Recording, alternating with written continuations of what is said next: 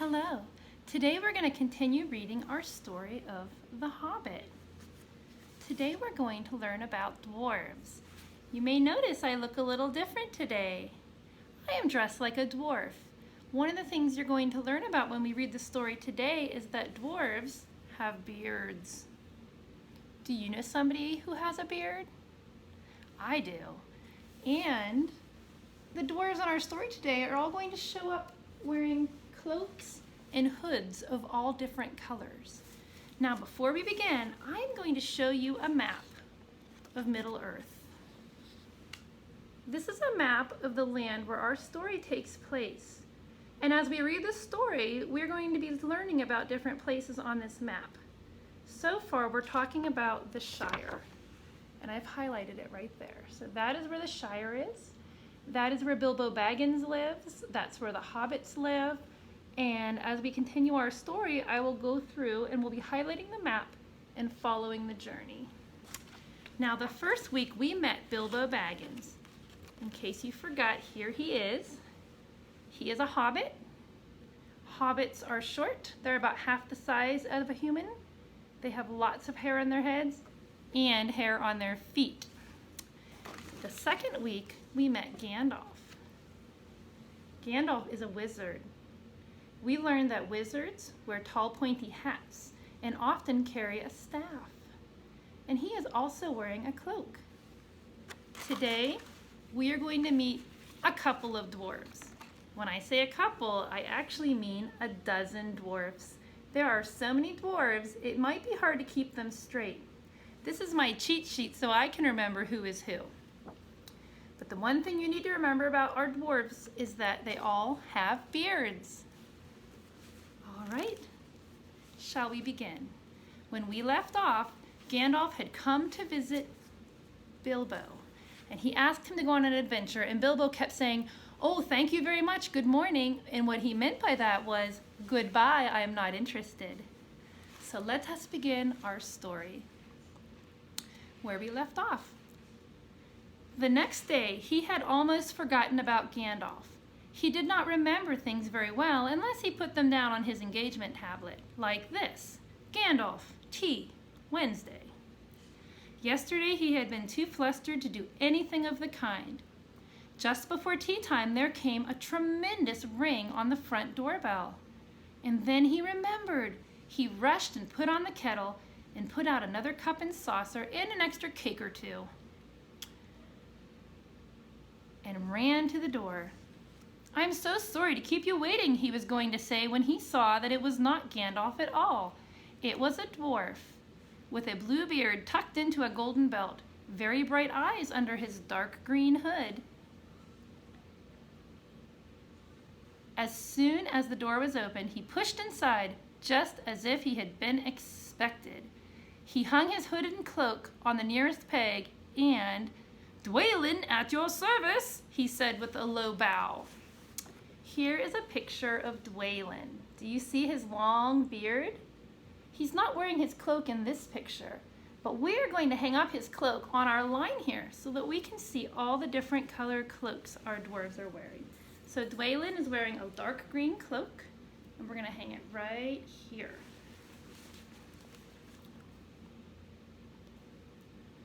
"Bilbo Baggins at yours," said the hobbit, too surprised to ask any questions for the moment. When the silence that followed had become uncomfortable, he added, "I'm just about to make tea. Pray, come and have some with me." A little stiff, perhaps, but he meant it kindly. "And what would you do if an uninvited dwarf came and hung his things up in your hall without a word of explanation?" They had not been at the table long. In fact, they'd hardly reached the third cake when there came an even louder ring at the bell. "Excuse me," said the hobbit, and off he went to the door. "So you have got here at last."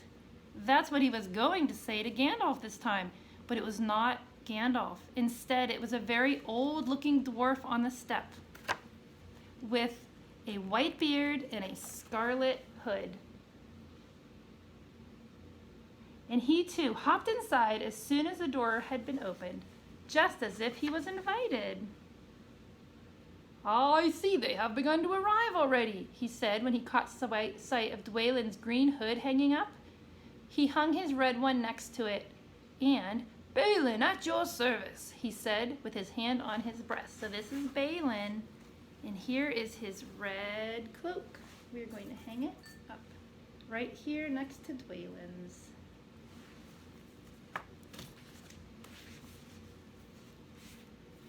"Thank you," said Bilbo with a gasp. It was not the correct thing to say, but "they have begun to arrive" had flustered him badly. He liked visitors, but he liked to know them before they arrived, and he preferred to ask them himself. He had a horrible thought that the cakes might run short, and then he, as the host, he knew his duty and stuck to it, however painful. He might have to go without. "Come along and have some tea," he managed to say after taking a deep breath. "A little beer would suit me better, if it is all the same to you, my good sir," said Balin with the white beard. "But I don't mind some cake. Seed cake, if you have any." "Lots," Bilbo found himself answering, to his own surprise, and he found himself scuttling off, too, to the cellar to fill a pint beer mug, and then to the pantry to fetch 2 beautiful round seed cakes, which he had baked that afternoon for his after-supper morsel. When he got back, Balin and Dwalin were talking at the table like old friends. As a matter of fact, they were brothers. Bilbo plumped down the beer and the cake in front of them, when a loud ring came at the bell again, and then another ring. "Ah, Gandalf, for certain this time," he thought as he puffed along the passage. But it was not. It was 2 more dwarves, both with blue hoods and silver belts, yellow beards, and each of them carried a bag of tools and a spade. In they hopped as soon as the door began to open. Bilbo was hardly surprised at all. "What can I do for you, my dwarves?" "Kili, at your service," said one. "And Fili," added the other, and they both swept off their blue heads and bowed. Their blue hoods and bowed. Here are their hoods.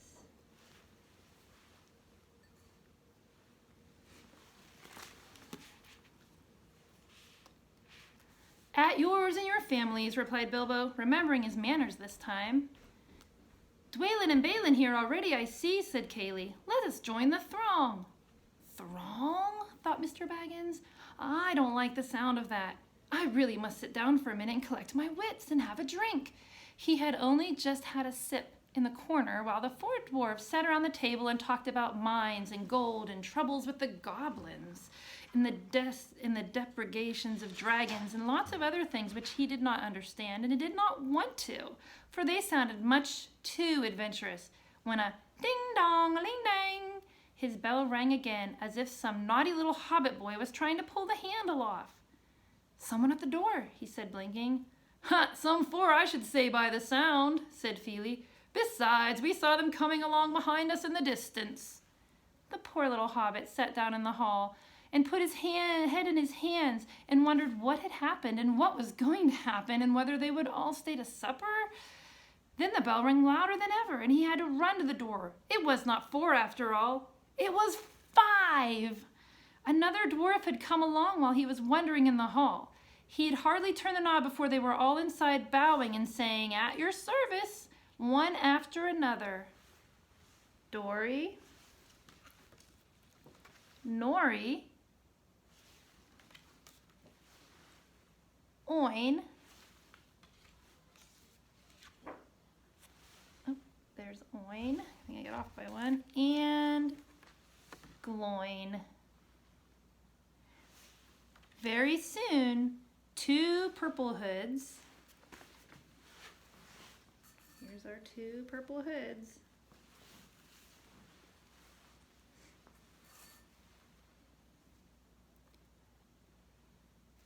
a gray hood. This is a very dark gray hood. A brown hood. And a white hood had joined the others, hanging on pegs in Bilbo's front hall.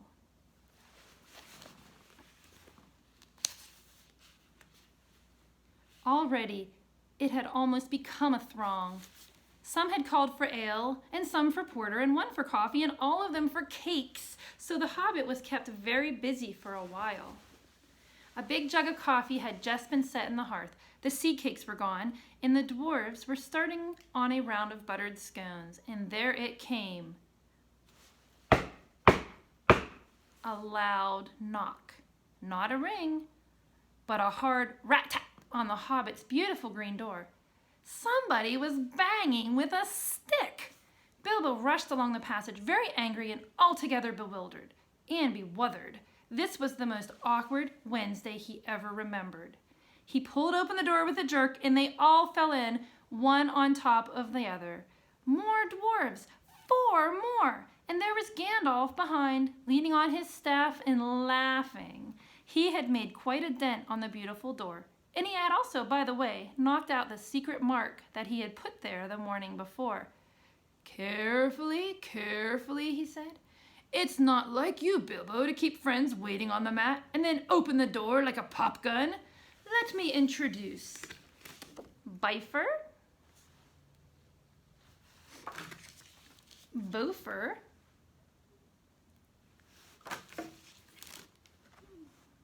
and Bomber, standing in a row." Then they hung up 2 yellow hoods,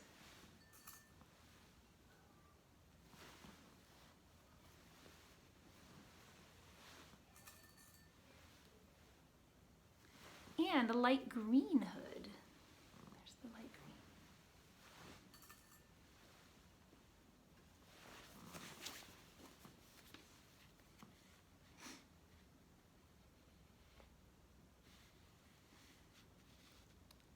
And also a sky blue one with a long silver tassel.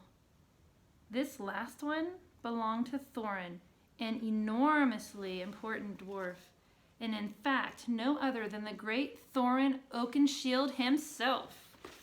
Here is our friend Thorin, who was not pleased at having been welcomed into the house by falling through the door. He fell on the mat with Bifer, Bofer, and Bomber on top of him. For one thing, Bomber was immensely fat and heavy. Remember this guy? Thorin was indeed very haughty and said nothing about service. But poor Mr. Baggins said he was sorry so many times that at last he grunted, "Pray don't mention it," and he stopped frowning. "Now we're all here," said Gandalf, looking at the row of 13 hoods, the best detachable party hoods, and his own hat hanging on the pegs. Quite a merry gathering. And we will stop there for today. Next week, we're going to find out what happens next to Bilbo with all of these dwarves and a wizard in his house. Here are some fun things you can do this week as you think about our story. We heard about all of the beautiful different colors of hoods that the dwarves were wearing.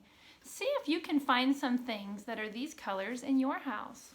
Do you have something light green, red, yellow? See if you can find some things that are those colors.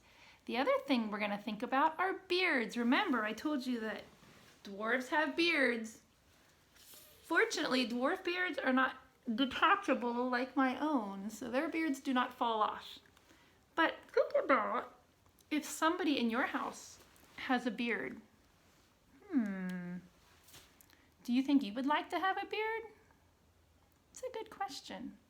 And finally, for our activity today, we are going to look at pictures of dwarves and pictures of wizards and see if you can tell the difference between a dwarf and a wizard. I will give you a couple of hints. Dwarves are shorter than wizards. Dwarves have beards. And remember, wizards in our story wear the pointy hat. Thank you so much for listening. I can't wait till next week when I will share with you the next exciting part of our story.